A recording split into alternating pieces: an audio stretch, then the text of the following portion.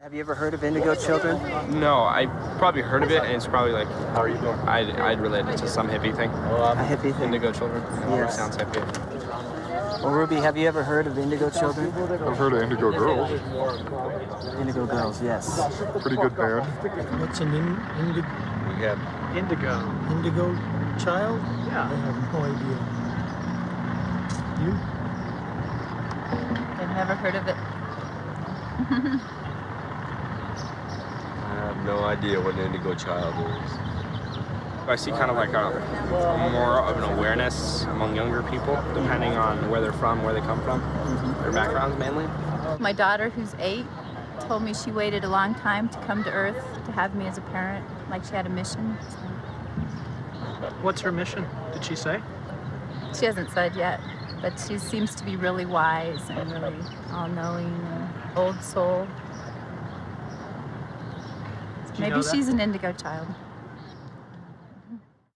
The blessed gift a child brings, the veils will open when the angel sings. The blessed gift a child brings, the veils will open when the angel sings. And the arms of the earth are open wide, receiving the blessing from inside. The womb of the earth, miracle of birth. Womb of the earth, miracle of birth. Brought here from the earth and sky, an angel of light come here to try to remind us of the simple bliss that lies within our mother's kiss. And the arms of the earth are open wide, receiving the blessing from inside. The womb of the earth, miracle of birth. Womb of the earth, miracle of birth. The womb of the earth, miracle of birth. The womb of the earth, miracle of birth.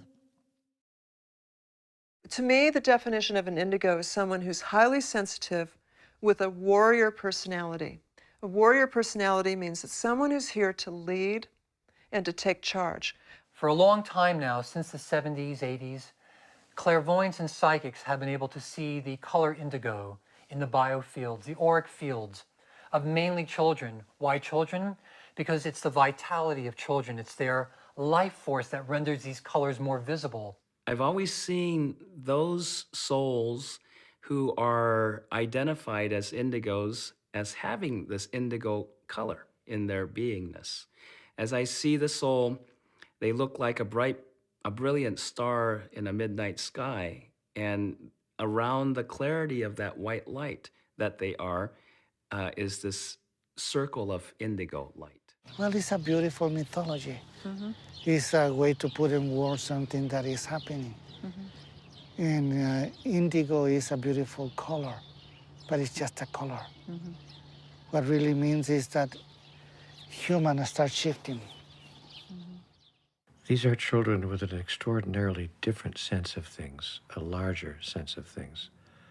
Indigo children, to me, are children who have an expanded awareness, dramatically expanded awareness of everything around them, things seen and unseen. They have a very deep spiritual base, not religious base, spiritual. If you talk to them, I don't care how they have been raised, they have a sense of knowing that there is a greater power.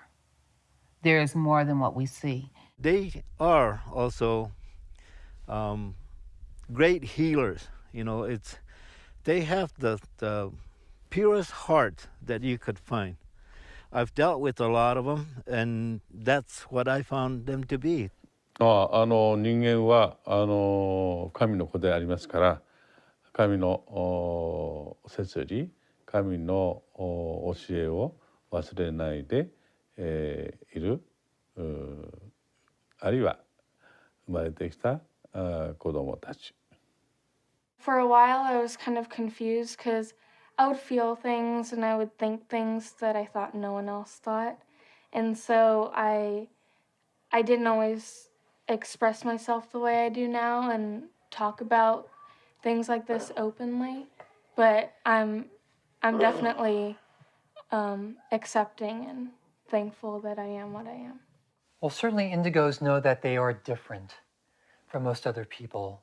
There are traits that most, if not all, indigos have in common. These kids were coming in, or young adults, already questioning what they were told by their schools or the principals or their pediatricians or even sometimes psychiatrists. They are seen to be children who are born with special perception or special wisdom or special compassion. For me, all children are indigo children.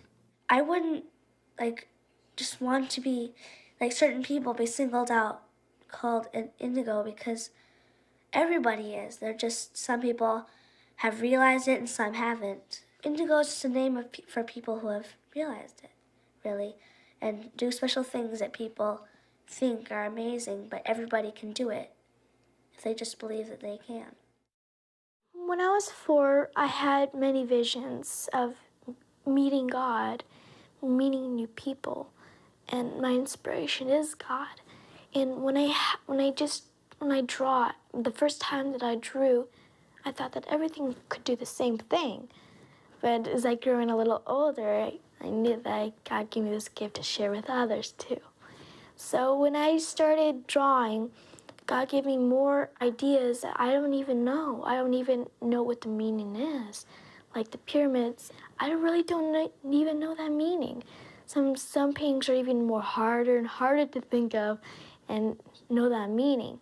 So when I started getting a little older, I started knowing that this is God. This is totally God. He's helping me with my art. He's helping me with my poetry, my life to live, other people's life. He's taking care of me like I was a little butterfly, and he's just a little human, just covering it, just making me safe. I like him. He's everything that I have, and when I think of that, I feel like a really good feeling that he's in every poem that I write, in every painting that I paint.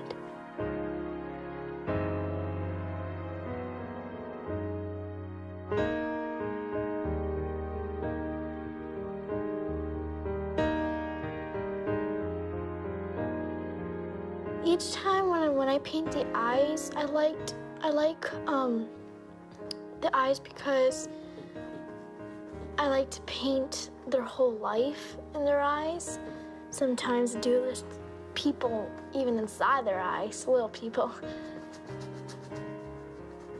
You don't think, you don't just, for example, you dream of something and you just see stuff inside your dream and you just see it.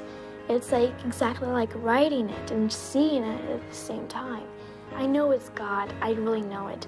And sometimes I just feel like, God gave me this gift to me, why not others?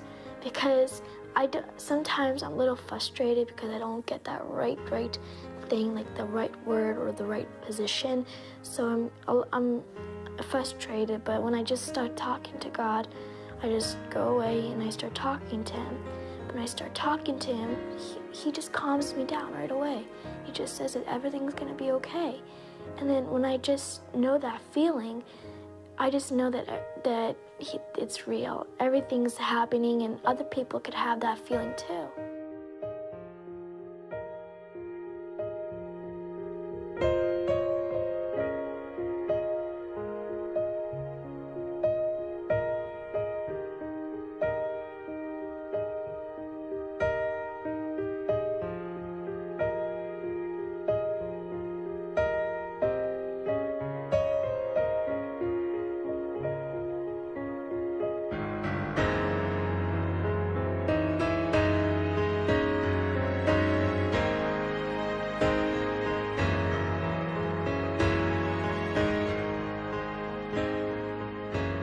started having this feeling of writing something down about the painting that I was sketching.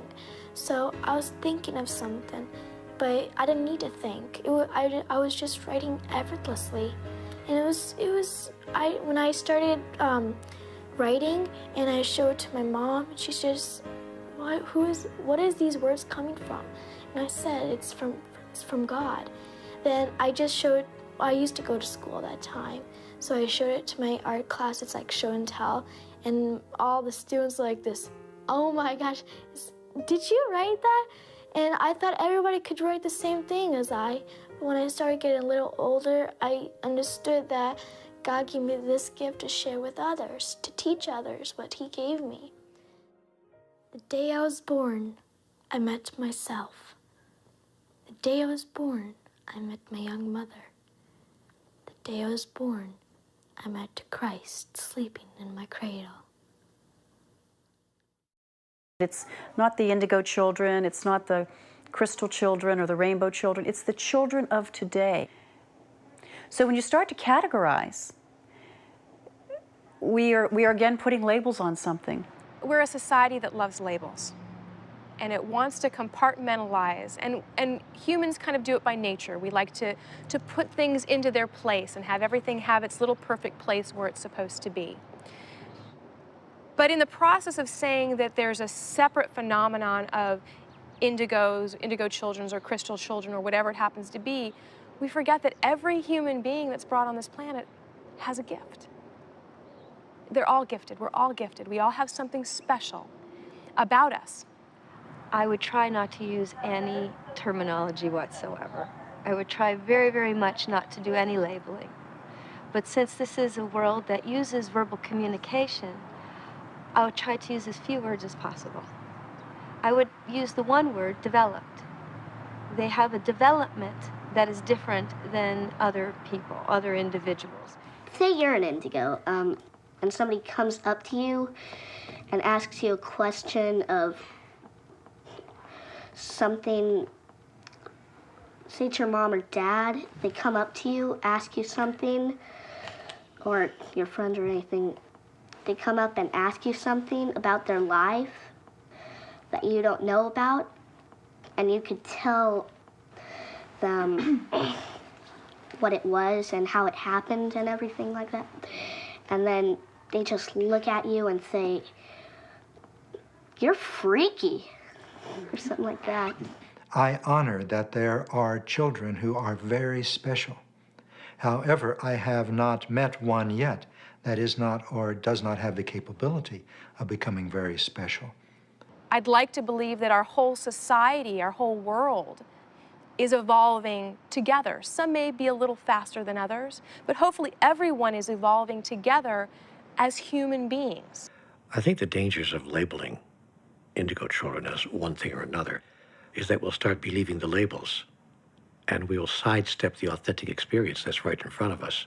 Or we will adjust our experience of what's actually going on in order to fit it into our preconceived notion of what the label suggests it ought to be. Putting the label indigo, on somebody kind of is almost, or was for me, almost intimidating to live up to.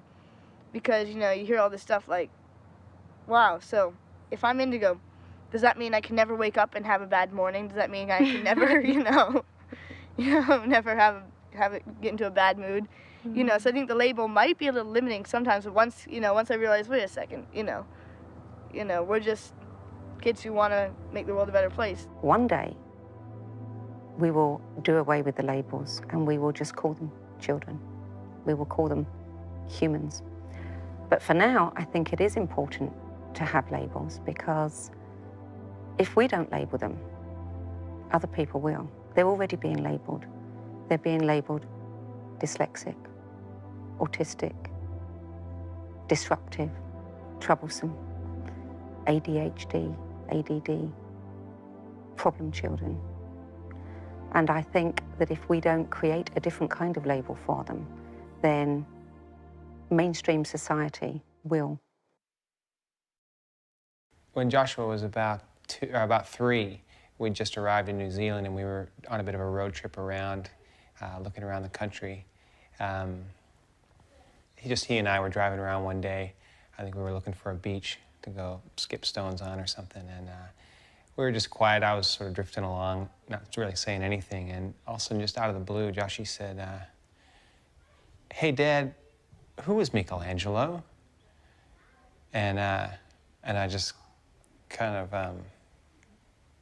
thought about it for a sec. I said, "Well, he was an artist, buddy." And he thought about it for a minute, and he said, "Oh yeah. He painted the sky, didn't he?" And I thought about it for a second. I said, well, yeah, he did. He painted the sky in big churches and things." And he said, I said, "Why?" He said, I said, "Why, did you know him or something?" And he said, yeah, I knew him. He was a good man."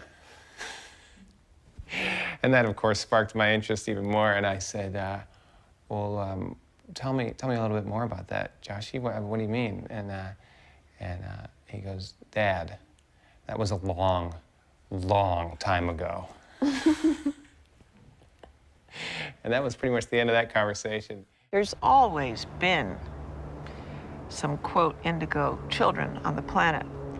Always, since the beginning of time. It's just that what's happening now is that there's masses of children being born who are, in fact, enlightened. The last time the indigos were incarnate on the planet in the numbers they are now was probably in the 12th, 13th centuries.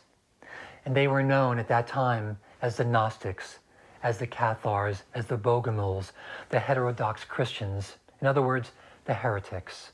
Some early examples are Joan of Arc and also Bernadette Soubirous, also known as Saint Bernadette. These were strong-willed, very tuned-in young people who changed the world. Here you have, on the one hand, these kids that are incredibly gifted. Some were remembering their lives before they were even born, you know, before they were even in utero. There were so many stories I was hearing of one child who actually told her mummy that before she was born, before she was even in her mummy's tummy, she used to watch her mummy. And she actually described several things that her mother had done, so that her mother knew that she was telling the truth, because how could the child know? And she was waiting for the moment to come in, and she said, "I chose you. I chose to come into your tummy." My kids and I were making Valentines for their classroom, and my Leia was sitting on my lap, and my two oldest children were at the kitchen table with us, and my Leia was just looking up into my eyes. And then all of a sudden she noticed her reflection, and she says, "Wow, Mama, I can see myself in your eyes." And I said, "Yes, honey, I can see myself in your eyes." I said, "Isn't that beautiful? We can see ourselves in each other." And she smiled. She said, "Yes, just like I was Grandma Marlene." And I then said, "Well, tell me a little bit about that." And she said, "Well, my body got very sick. I was very, very sick." And she said, "And the doctors tried to help me, but my body was way too sick. So," she said, "my body died." And she said, "And then my body got colder and colder and colder." And when she said this, there was such an intensity to which she said it. And her body, my mother's body, was put on ice for 3 days. So then my Leia says, "And then the two men came to the house," which two men did. And she said, "And they put my body into a box," which they indeed did. "And then they took my body to a place that had a big oven." And she said, "And my body was burnt." And she said, "And my spirit went up with the angels." She said, "But I wasn't an angel. I just was with the angels watching you guys, watching all of you." She said, "And then I was a baby, and now I'm my Leia." She seems to be overcome by the clarity of her experience. She then says, "I'm scared." And I just know intuitively that I need to sing this song, although it's not something I commonly sing to my kids. I started singing "He's Got the Whole World in His Hands." And Angelina also joined me, and within a few words of the song, my Leia then grabs my cheeks fiercely and looks me right in the eyes and says, "That was the song." And when she said that, I had instant memory of the song that my mother actually wrote into her will to be sung on the boat when we were pouring her ashes into the Atlantic Ocean. She wanted all her family members, all ages, all different belief systems, to all have absolute knowing, as she did, that regardless of the outcome of her physical healing, whether she had it or not, that her soul was infinitely in God's hands, and she trusted in that impeccably.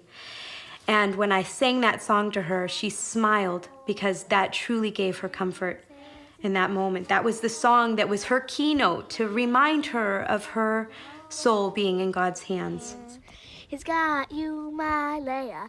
In his hand, he's got you, my Leia. In his hand, he's got you, my Leia. In his hands, he's got the whole world in his hands.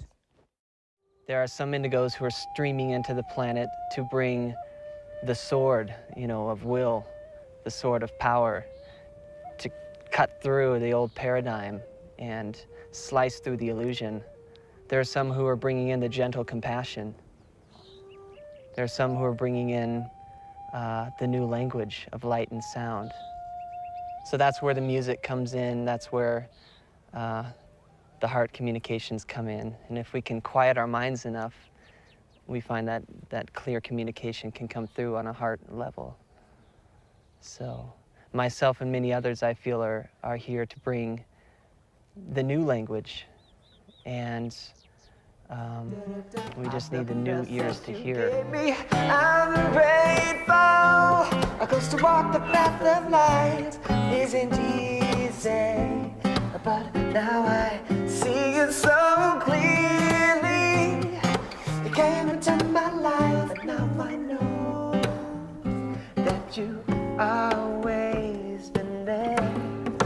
Now I just wanna say, just want to say that I love you. Yes, I love you.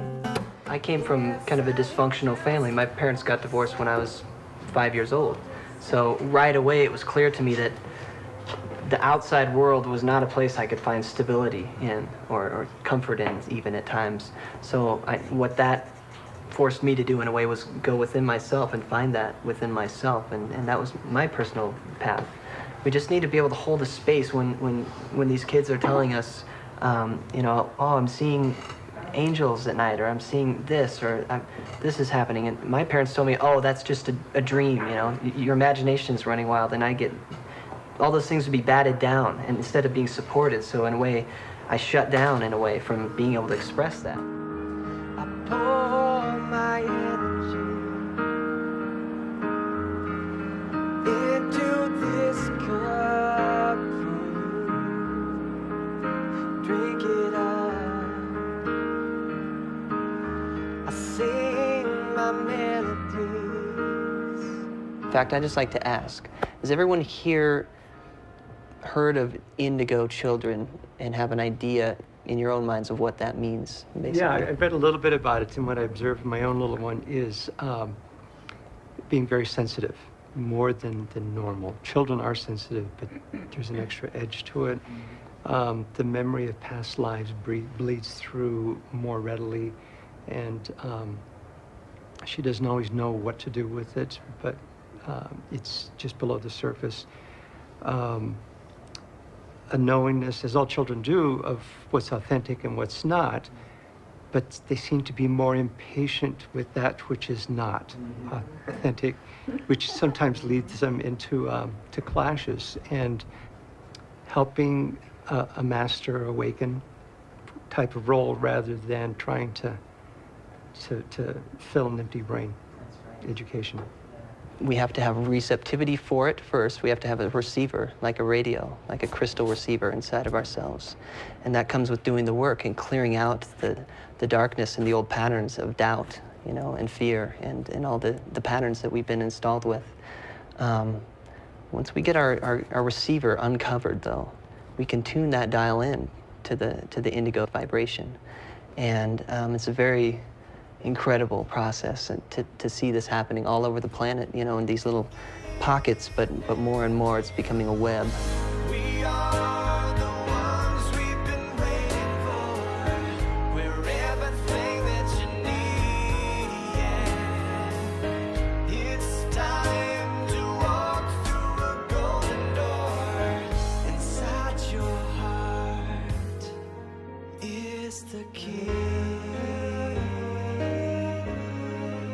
Why are indigos here?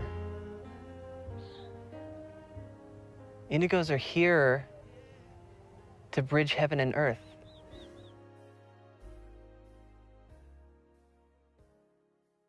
Indigo children have access to human experience at a larger level, at a greater depth than most people do. They access the data in a different way, the incoming data of life. And they access data that some people don't have access to at all. And so sometimes indigo children are mistaken or misunderstood to be children with attention deficit disorder or children with some sort of deficit of some kind or another. And in fact, it isn't that they have a deficit, but they have a supplement. They have more, not less. If we have our indigo children mask their spiritual gifts with substances like Ritalin or fast food that's being sold on school campuses for lunch, then we are literally shackling these children. We're putting them into chemical straitjackets. When you're trying to put them in a curriculum in a school system where they have to learn a little bit about everything kind of in a spiral as they're growing, that doesn't work for them because they want to take a subject, grab onto it, sink their teeth in, and go until they've gotten to a point where they're finished with that subject. Then they come back and grab another one.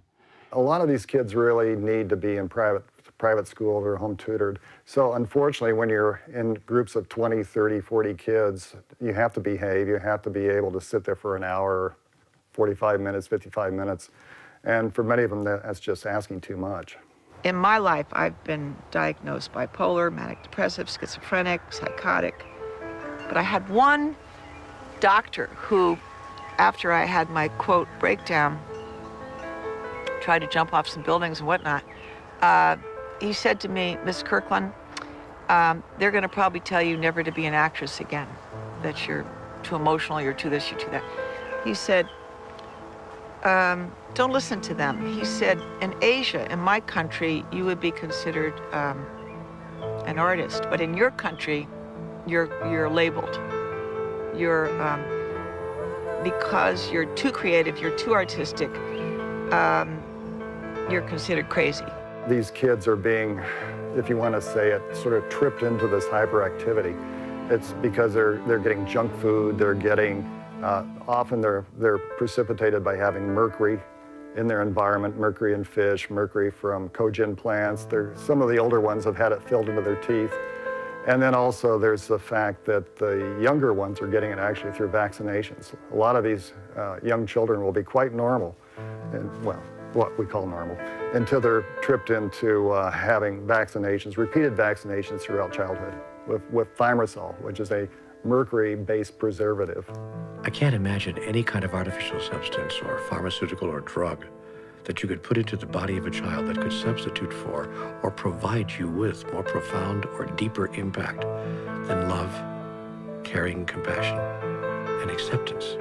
You know, a lot of indigos are labeled ADHD, which the medical community will tell you stands for attention deficit with hyperactivity disorder.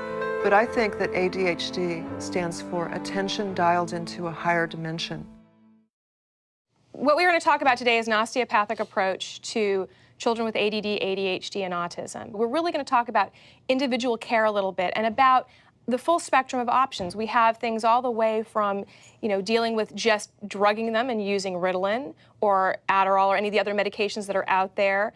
We have the choices of doing absolutely nothing and using alternative medicine, whether it happens to be herbs or homeopathy.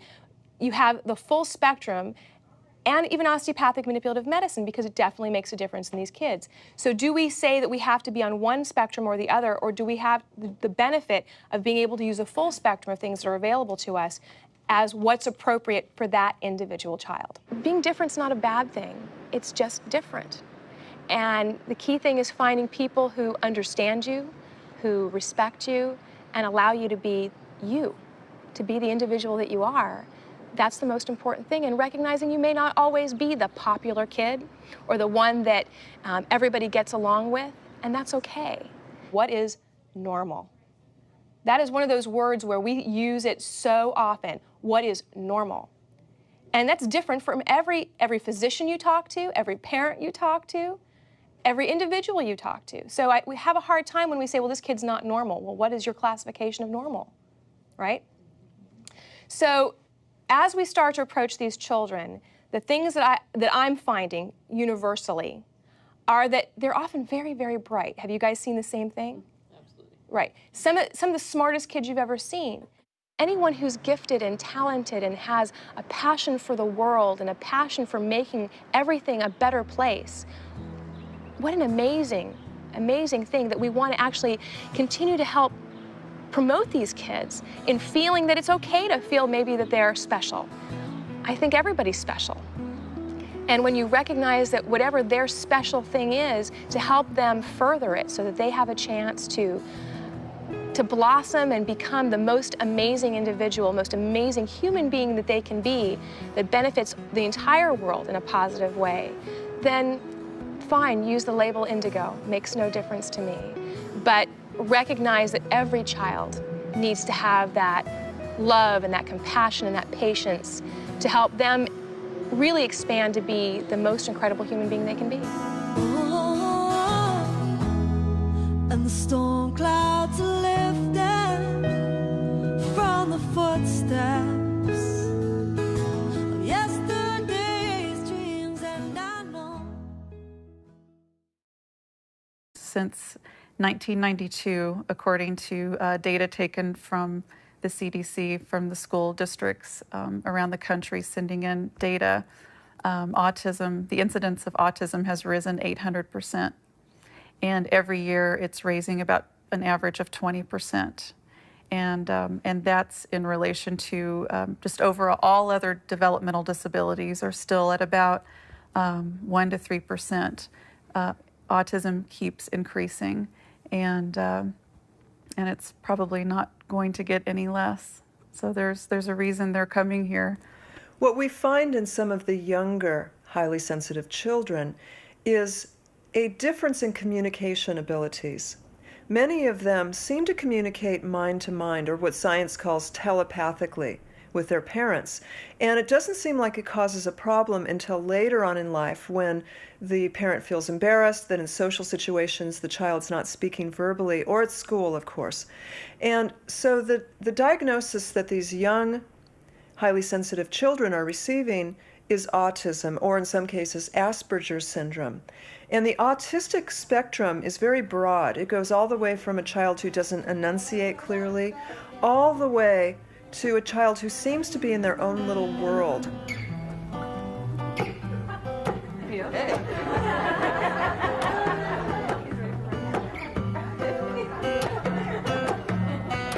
Right now I sing this song.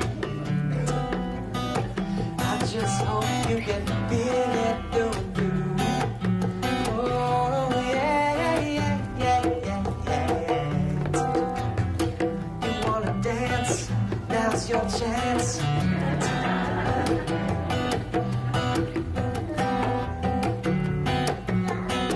Get down, get down. Like James Brown, he's feeling the glow. I see his glow of God light burning bright in this moment, in this moment.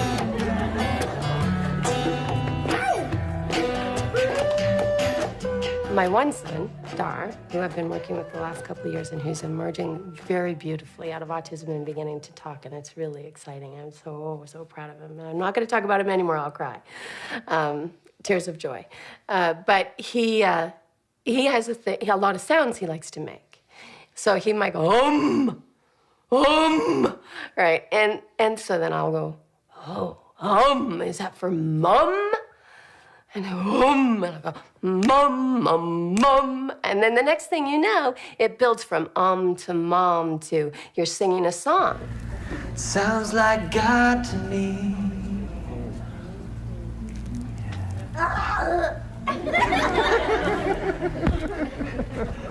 I like this guy. We start to communicate in a silent way underneath this game. You start to connect. It's no different than than if I connect with you. And we do any kind of conversing or any kind of being together, like maybe driving in a car and we both see the same beautiful thing and we're connected. It's the same. I'm creating an opportunity to connect with my child, and then he, in turn, does that for me. With autistic kids, I know that there definitely been anecdotal comments about these kids having maybe more of a telepathic capability. That's why they're not as expressive. And I can't say that I've personally experienced it. I know that there are many people who've told me about their experiences personally with these kids, but I can't speak on it personally. But again, you know, we talk about that extrasensory perception that, you know, we still don't use a significant portion of our brains. And you have to wonder whether something like that isn't possible. I'm gonna make a little confession here. Okay. So at this time, I was married, and I was a little fed up with my husband, I must say. I was standing there doing the dishes, and Dar's the only one not in school at the time, and he's over to the side, kind of, you know, doing his own thing. He does a lot of this, you know, you're kind of going like that and looking into the world within. And I'm doing the dishes, and I'm imagining having an affair on my husband, because I met this guy that I thought was kind of cute. And I'm like thinking the thought, maybe I'll just have an affair. And as loud as can be, inside my head I hear, no. But the weird part was, it wasn't like, you know, when you think the thought no to yourself, or no, I'm not going to do that. It wasn't like that at all. Not only was it a voice, but it was a voice that I recognized as Dar's, which is believable because I'd heard him speak occasionally. So every once in a while, Dar would say something really out of his lips. Every once in a while, he'd go, I'll take that, or I'll do that. So I knew his voice when he would speak normally. And then he'd revert to these sounds and stuff. And so I heard this no in my head, and I look over at him, and he's looking at me, and he goes, no, no, no, no, no, no, no. And he'd never done that. I was like, oh my gosh, this kid's reading my mind. He's listening to me think. You know, if we see indigo children or the way they express themselves as a nuisance or a bother or something that's difficult to deal with, then we're going to treat it one way. If we see it as an enormous gift, an opportunity to gain insight into life itself through these children as a channel to access the information that we can't access by our own devices, we will treat it in an entirely different way. The children look up to you, and you're definitely their role model, and just let the kid be a kid. I mean, if it gets out of control, yeah, but just be patient and let them be themselves. Many indigos are in trouble right now because of their intuitive ability, that they're picking up things that other people don't pick up on, and if this is not acknowledged and accepted, they begin to self-medicate. Drugs, alcohol are ways that they use to self-medicate. So the parent must learn how to communicate and also make sure that they have taken enough training to know how to communicate well. It's really okay as a parent to not know the answer. It's really okay to say, hey, I really love my kids, but you know, I wanted to have a different life. Or it's really okay to say, my child's pretty strange, and I don't know what to do with that. All of that's okay. But there has to be something afterwards if you want to be nurturing to your child. And I think then the next step is to say, I don't know, but I'm going to find out. If there was one gift that a parent could give a child that would have lasting value and lifelong effect and impact, I think it would be the parent's presence. And by that I don't mean the number of hours or the number of days each week that you're there with your child, but that when you are there with your child, if it's only for 10 or 15 or 20 minutes, you are completely, totally, and utterly present and open to the authentic experience of that moment. If you don't start with you, you're just going to pass this problem down to your child. So you've got to find a way to get rid of all that out of you so that when you look at your child, you see gorgeous. you know? And there's lots of ways to do that. I mean, you can do it through books and meditation, but basically you have to say, every time I feel like my child is a problem, I have to go to me and say, why do I see that as a problem, and fix that. That the soul of this child is wise and mature, sometimes even beyond yours. At the same time, this mature and wise soul, and very capable soul, is trying to incarnate into this child body mind. So don't forget that the child has to be raised and the great soul has to be respected. Children have an answer. Together we will stand. Like a mother we are held by the one. Like a mother we are held by the one. When I had Alexa and Natalie, and they were extremely different than other kids, I as a parent listened to my gut, and so I channeled their talent from a very young age and got them performing and doing what they love, like their music has always been their life. They could handle a million things. They could get really good grades, and they could perform all the time and write music and do instruments and be on dance teams. Wake up, you know. What are you doing? What are you living for if you're not following your dreams? You know, you have people that love to paint, but they decide to be a car wash person. You know what I mean? I think it's really about, if you are true to yourself, then you can be true to other people, and you can really live your gift, and that way there's more harmony on earth and everything's more in sync. Really, music is what I want to do, but you know, it's like what my sister said, I'm living two different lives. You know, I kind of hide myself when I'm here in Utah because what can I do, you know? I play music at home and I do that stuff, but when I go to school, it's just kind of, okay, back to the other half of Natalie. Nay, nay, nay. You'll almost think A to E. Nay, nay, nay, nay, because you go nay, nay, nay. It pulls out and gets too yelly. And that's what your brain wants to do, but don't let it do that. So nay, nay, nay. So it still sounds like nay, but you're thinking kind of E, because that keeps it small enough that it keeps you going there and you get that split thing that you're feeling. Nay, nay again. My definition is someone who comes to the world with a knowing, with a gift, and they have a purpose to help the world in any way, and mine and Alexa's is music.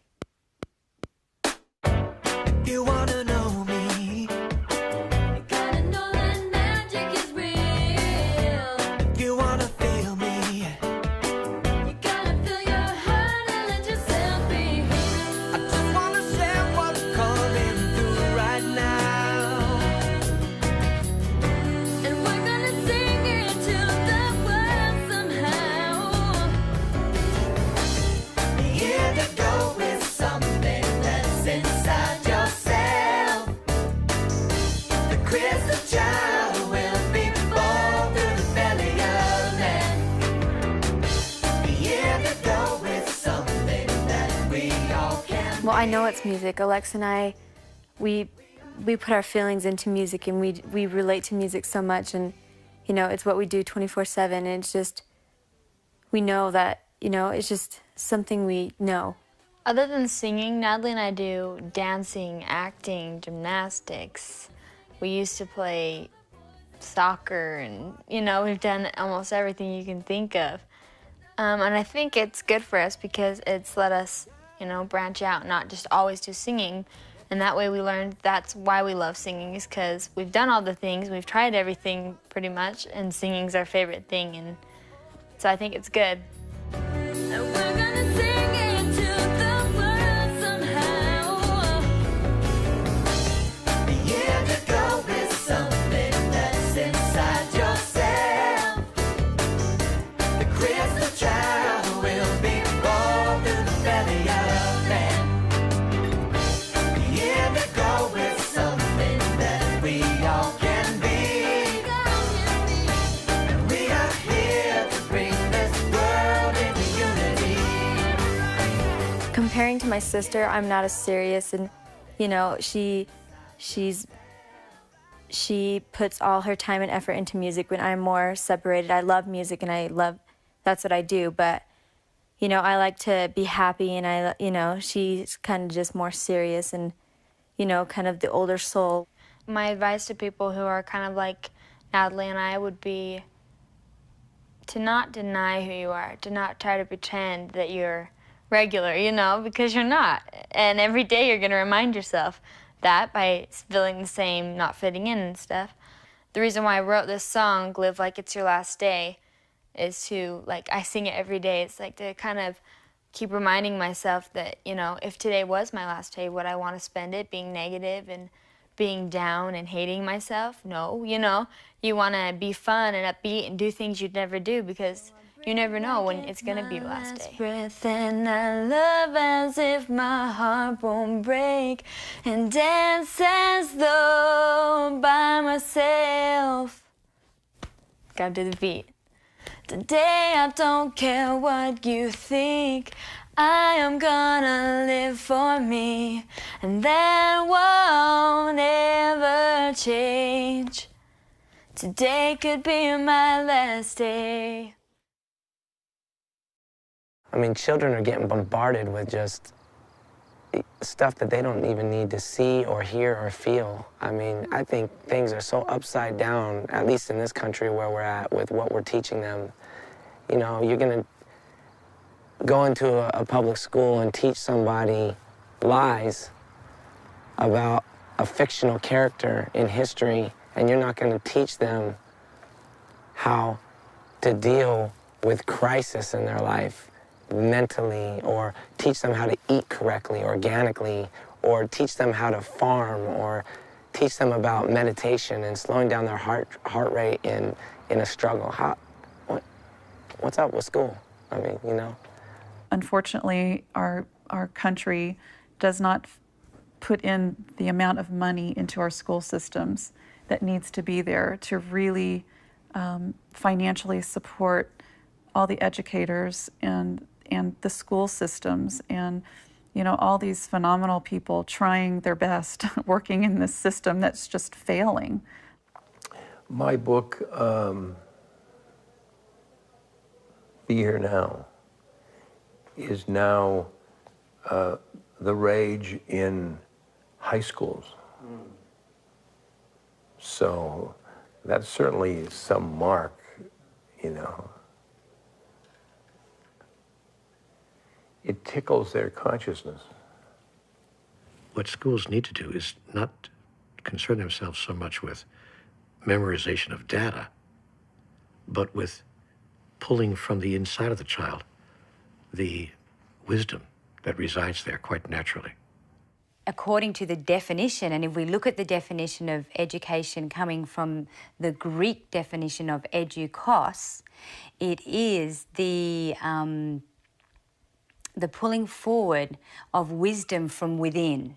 No child left behind. It's really scary to me, because what it's doing is, instead of teaching them how to think, it's teaching them what to think. And we need to get back to what true teaching is. We haven't evolved as a country in what we're teaching them. We haven't adapted to what it is, where they're at. And I think they're just way ahead. They're needing more. And it's here already. We have it. The people are here. It needs to be allowed to be taught. With all of your might, man, throw up your fists and run out on the front line. Fight for the children. No better time than now to build this energy. Expand the family through synergy chemistry. With all of your might, man, throw up your fists and run out on the front line. Fight for the children. No better time than now to build this energy. Expand the family through synergy chemistry. The educational paradigm is shifting, and that there needs to be something for the children of today so that they can feel nurtured in a safe and sacred environment for them to be fully and completely who they are. We've developed a prototype for a new type of schooling system that's really an entertainment and an educational learning center within the community. And this is a place that is completely child-directed. We have all ages together. And basically, it's really a iteration of the one-room schoolhouse in a hip, jazzed-up environment in a manner that allows us to keep authenticity to our vision. True teaching is helping to bring out the gifts that each of these children have, and also having them recognize that there are gifts and not all gifts are the same. HSP 법칙은 그 HSP 현상을 깊게 연구하다가 우리 뇌 안에는 우리가 선택하면 우리가 원하는 것을 만들 수 있는 하나의 메커니즘이 있다는 것을 HSP stands for a heightened sensory perception. And if we can increase our senses, our perceiving of our senses, we can make decisions that we're proud of, we can feel more confidence. And of course, that leads to a much healthier and more peaceful outlook. Dr. Lee really wanted to prove his theory that with some training, all children can develop their HSP potential.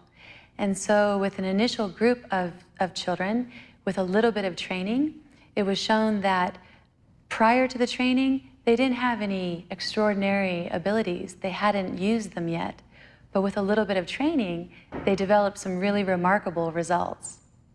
Some of the HSP testing and training that the students got a chance to participate with included being blindfolded and learning to recognize colors and shapes and even words.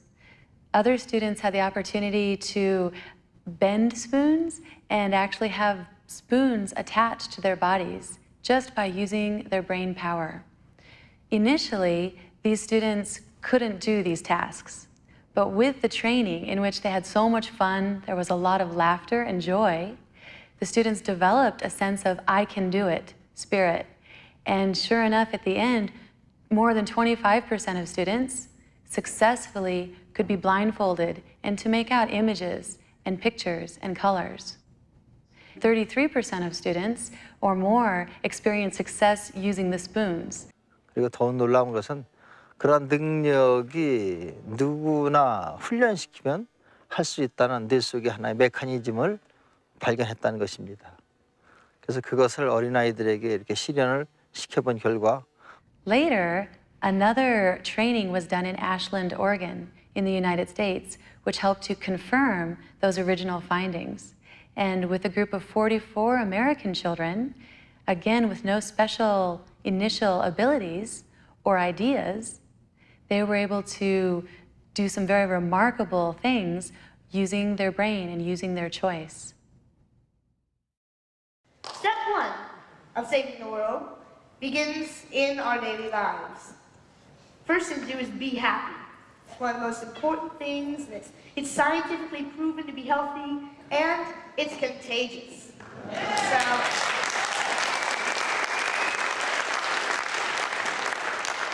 So if you're happy and you're in a public area, and you get my meaning, don't you? I would consider myself to be a peacemaker. I'd say that, you know, I've got a lot of ideas in my head about peace that I think sometimes I feel like are almost common sense to me, but might not be to, you know, the rest of the world. As far as our Western civilization goes, yeah, we have been thinking about ourselves and what we're doing right now. I know that the Native American tribes, way back when, were into, you know, whatever, this action affects the next 7 generations, and we need to watch, you know, what would happen if we do carry out this action. So they had it right. We just need to figure out what they're talking about now. If I could say one thing to the leaders of the world, it would be that we're all working towards one goal, which is peace. There's no people who are working against peace in the world, I believe.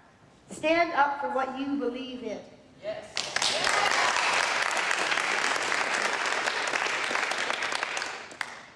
We all know what we need to do to save the world, really. We all have our own special calling. We know what the politicians need to do. And unfortunately, sometimes the politicians don't seem to know what we want them to do. That's because we're not getting it out there. And I thought, wow, you know, I've always wanted to do something to save the world, but I couldn't think of anything to do up until that point, really. I couldn't think, so what could I do? So I had the idea to write the pamphlet, which had led me to the idea that, wait a second, maybe other people have that problem. They want to do something good, they can't figure out what to do. In my booklet, I suggested trying to pick up one piece of trash a day. And if you think about that, there's plenty of trash in the world, but there's also 300-something million people in the U.S. alone. And imagine if we all picked up one piece of trash. You think one bag, what difference does it make? 300 million bags makes a big difference. An indigo child is really hard to define because there's no really definite definition. But, in a phrase, I think it would be, somebody who who has ideas about how they can make the world a better place. If they were to say, oh, you're naive, you're a child, I'd say, exactly, I'm a child, which is why I'm not burdened with the sense of, oh, well, the world's screwed. No, the world's not screwed. We can turn it around. We just have to get some work on it. If each single person in the whole world thinks, oh, one person can't change it, nothing happens. If each person thinks, well, one person can't change the world, but one person can do a little bit, each person does a little bit, it adds up, and we've got the golden age again.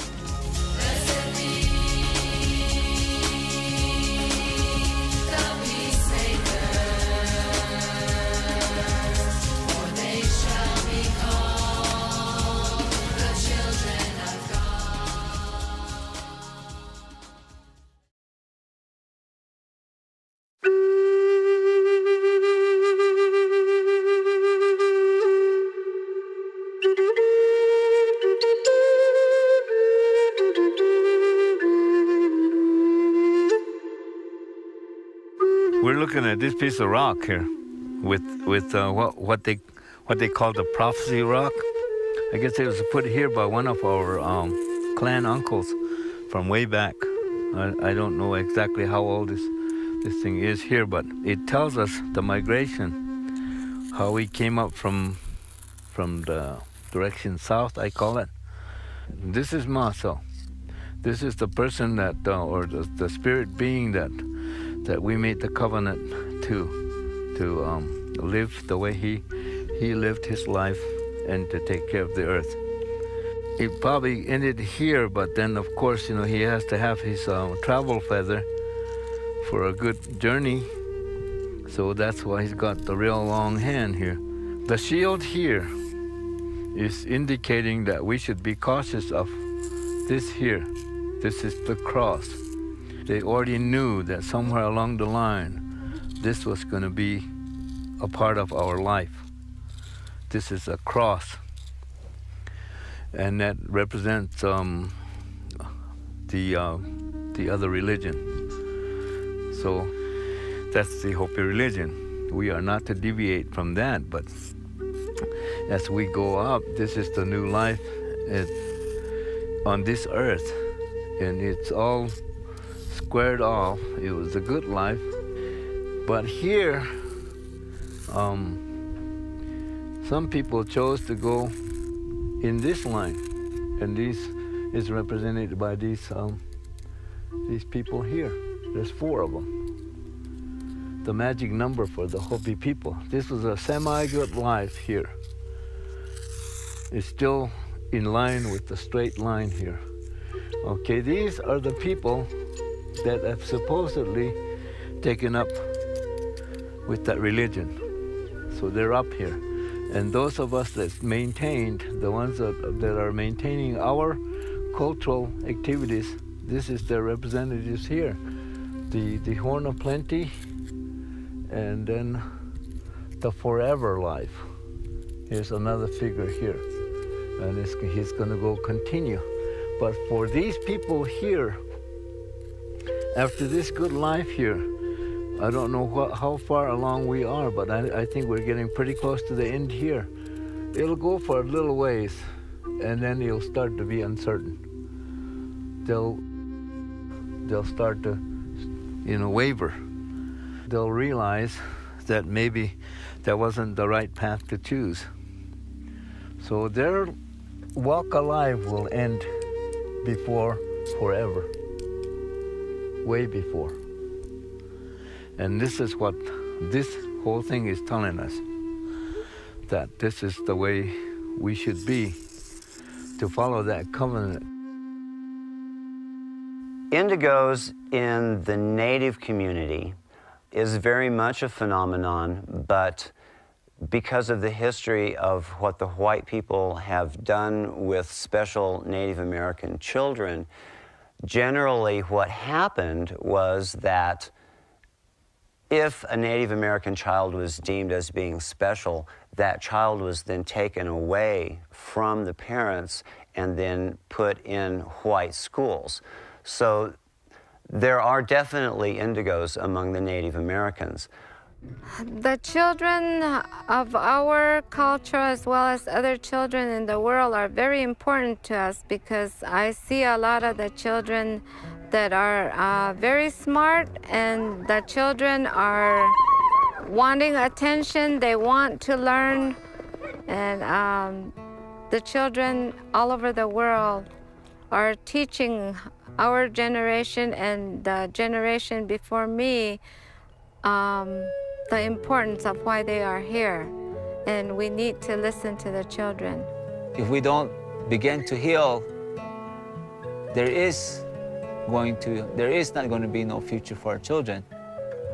It is something that has been foretold to us by our ancestors, our elders, that if we don't wake up and start to work among ourselves in a harmonious way, that our life as Hopi will cease to exist, and therefore our philosophy that what we do here on Hopi for all mankind, for all human beings, for all living things will cease to exist also. But it's all of us, not only as parents, but people throughout the world coming together, unifying and bonding together will make us become balanced again. We are all human, and we are all very important, especially to Mother Earth. Masao is our creator, and that's who we have to respect. And if we don't, it will turn around and probably discipline us. And the reason why I say that, you look at all these hurricanes, earthquakes, especially in the United States.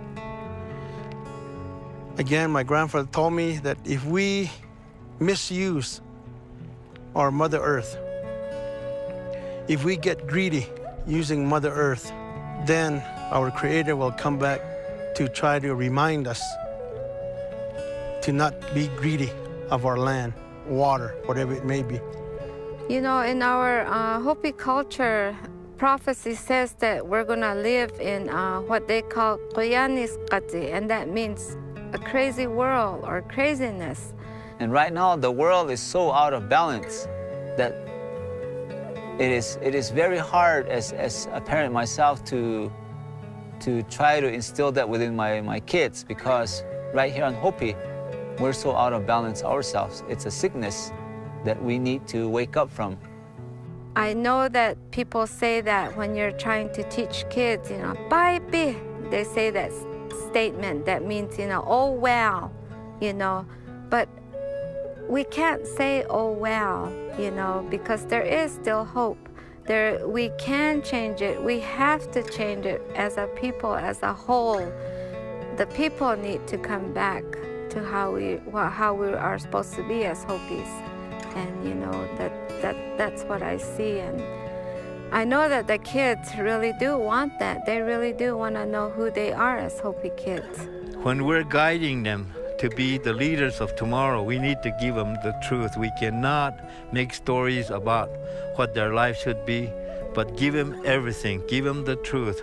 The prophecies tell us that we need to look at our children, because they will be the future leaders of our groups, our tribes, our communities, and we need to gear them up so that we need to guide them through their younger lives, give them the best advice we can give them, so that they in turn, when it's their time, can be our leaders in the future. It can be done, and we must work towards that goal. The children that are coming in today seem to have more software already downloaded into their systems. They are an evolutionary leap. They are showing us where we are going as a species. And I believe that these children come in with more neural pathways connected, more abilities that we all have, but we've lost over the centuries. Are we seeing evolution happening? I don't know. But if you have any belief in natural history and the Darwin phenomenon, then you have to say that evolution has to happen. It does happen. We're just so used to it happening so slowly that we don't get to really recognize it. Those of us that